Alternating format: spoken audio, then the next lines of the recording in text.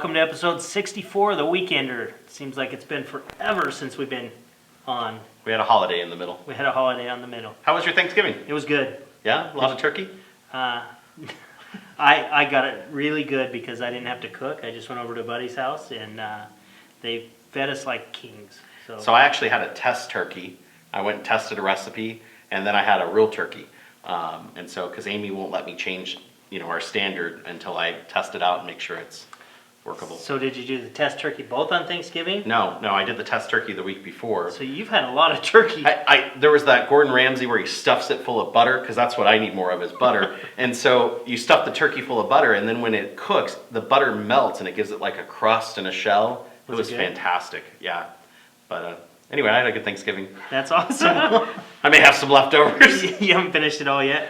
So anyway, it was also a great week this week. Yeah. Yesterday, Thursday, right? LVR put on a presentation from Applied Analysis, Jeremy Aguero. Was that their economic update? Yeah, it was phenomenal.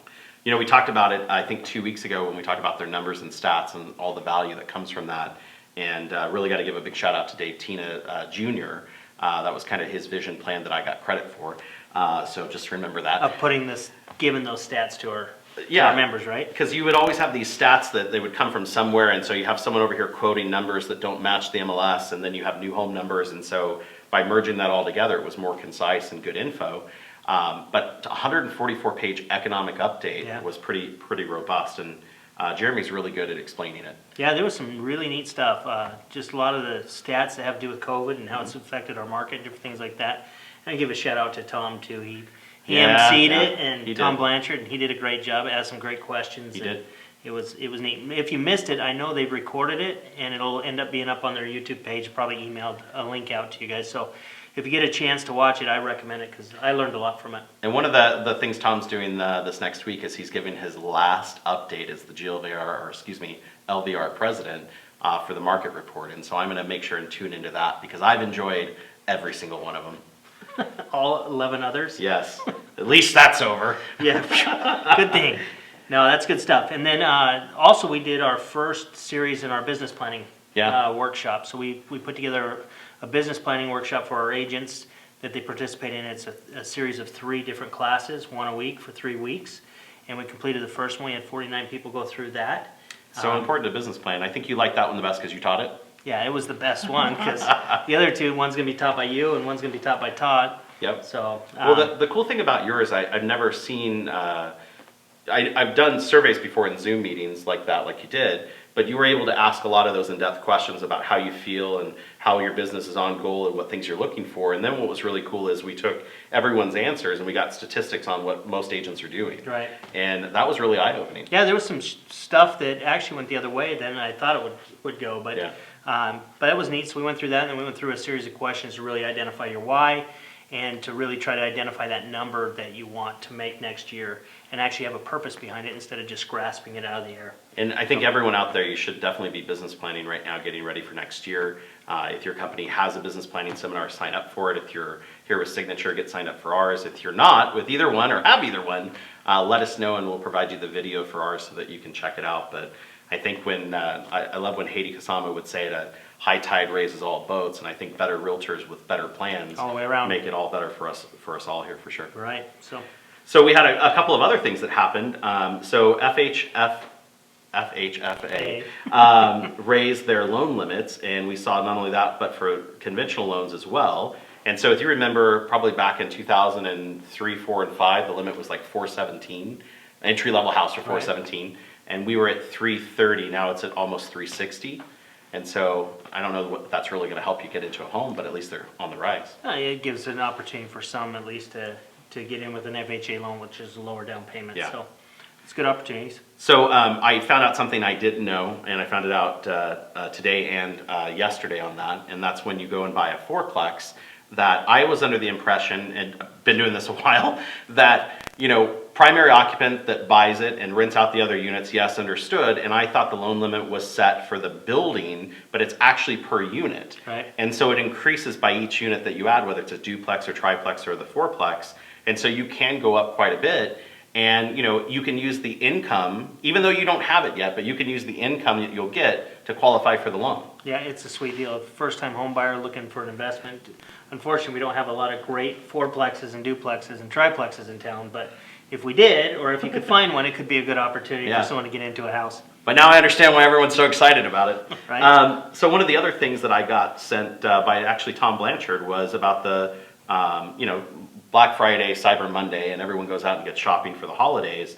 And so how do you think those numbers did? Well, I didn't really pay attention this year to any of the Black Friday stuff and people going out to the stores. Was there mobs at the stores? Yeah. Were people getting trampled? So, I mean, I saw a bunch of news articles with people, like sitting outside of Best Buy and getting ready because, you would think right now with everyone, with the economy the way it is, with the job market, it's more important than ever to get a great deal on those gifts so you can do it. And so the numbers show that. I mean, we had over 10.8 billion spent on Cyber Monday, which is up from 9.4 billion. So the Cyber Monday, though, that's the internet, right? That's the one, you do online the Monday after. Black Friday. On Black Friday, get this, last year they spent 7.4 billion, this year 9 billion.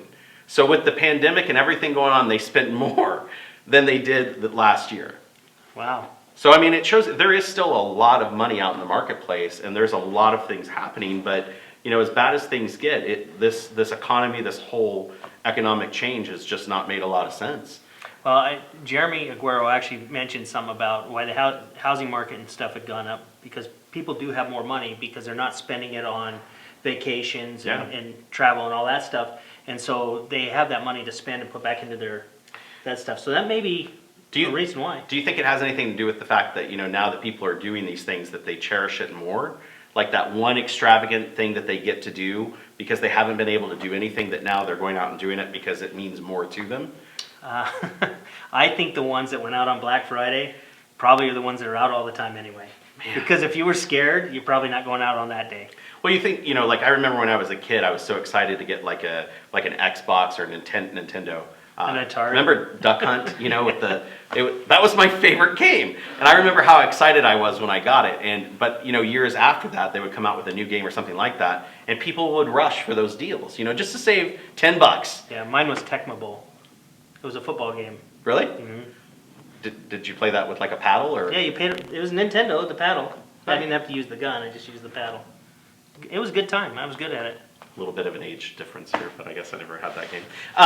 So before you're not very athletic. Yeah, no, not at all. It is. So before we end this, I think one of the interesting things is that usually that comes up in December, beginning of January, is with regular inventory levels, we have a lot of listings that expire December 31st, and we notice in January a lot of listings come on the market.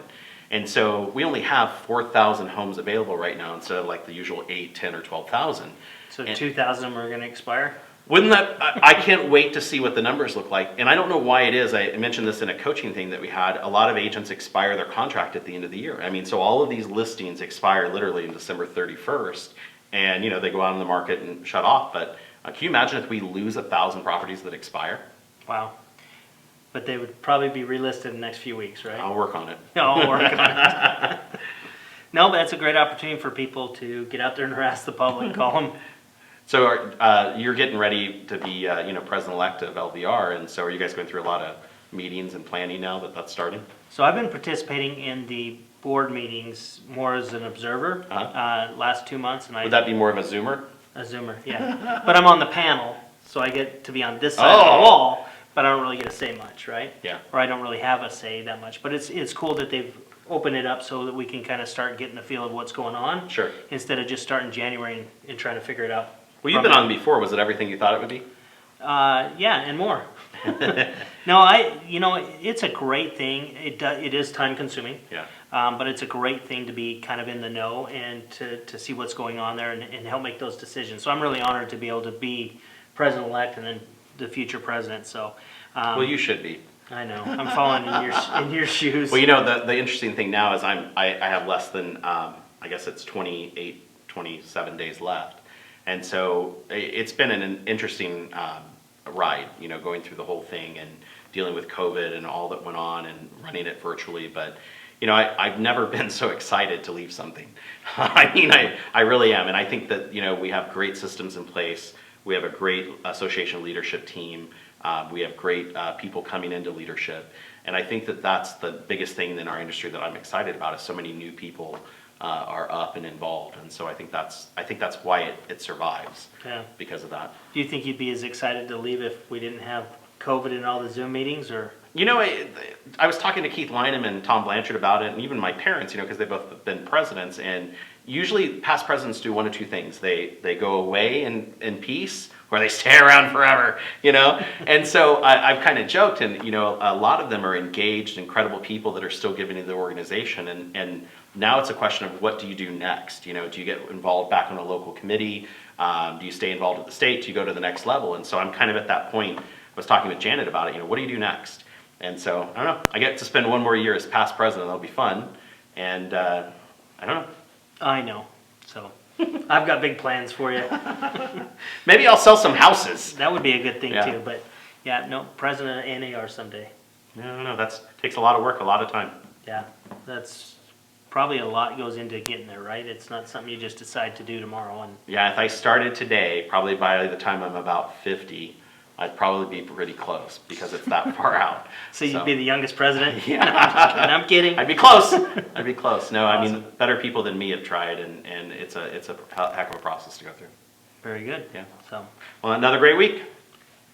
it sure has been.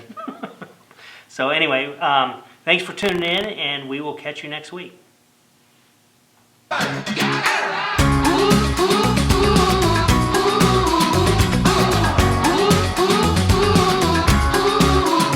I feel the change coming, it's closer every day. I feel the waters rising.